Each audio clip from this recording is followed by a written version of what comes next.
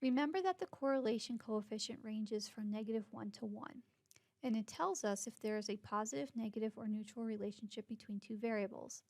Unfortunately, there is no consistent way to interpret the results of a correlation analysis. The interpretation can sometimes be subjective. Here's a general way to interpret the results of a correlation analysis that I want you to use in this class. If the correlation coefficient is between -1 and -0.75, then you should say there is a strong negative relationship between two variables. This means that as one variable increases, the other variable almost always decreases. If the correlation coefficient is between -0.74 and -0.21, then you should say there's a negative relationship between these two variables. This means that as one variable increases, the other variable often decreases. If the correlation coefficient is between -0.2 and -0.1, then you should say there's a weak negative relationship between two variables. This means that as one variable increases, the other variable sometimes decreases. If the correlation coefficient is between -0.09 and 0.09, then you should say there's a neutral relationship between two variables. This means that as one variable increases, the other variable sometimes increases and sometimes decreases with no recognizable pattern. If the correlation coefficient is between 0.1 and 0.2, then you should say there's a weak positive relationship between two variables.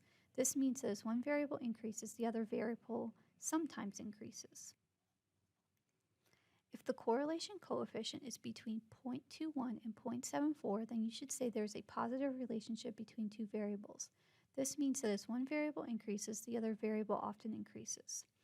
If the correlation coefficient is between 0.75 and 1, then you should say there's a strong positive relationship between two variables.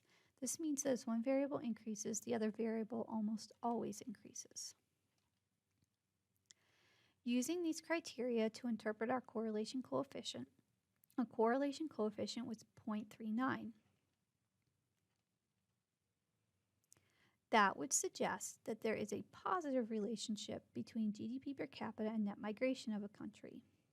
As GDP per capita increases, net migration often increases.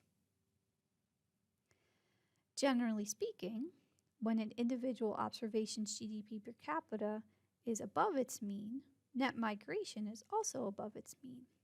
And when GDP per capita is below the mean, net migration is also below the mean. However, the fact that it is only a positive relationship and not strongly positive means that some observations do not follow this pattern, like these observations in quadrant A. Next, I would like to discuss two problems with correlation coefficients. First, all of these relationships here between x and y have different patterns, but they have the same correlation coefficient. So a correlation coefficient can give you a general idea of the relationship between two variables, but it cannot tell you exactly what that relationship looks like. Second, correlation coefficients cannot tell you the specific relationship between an x and a y variable. They cannot tell you as x changes by 1, by how much does y change.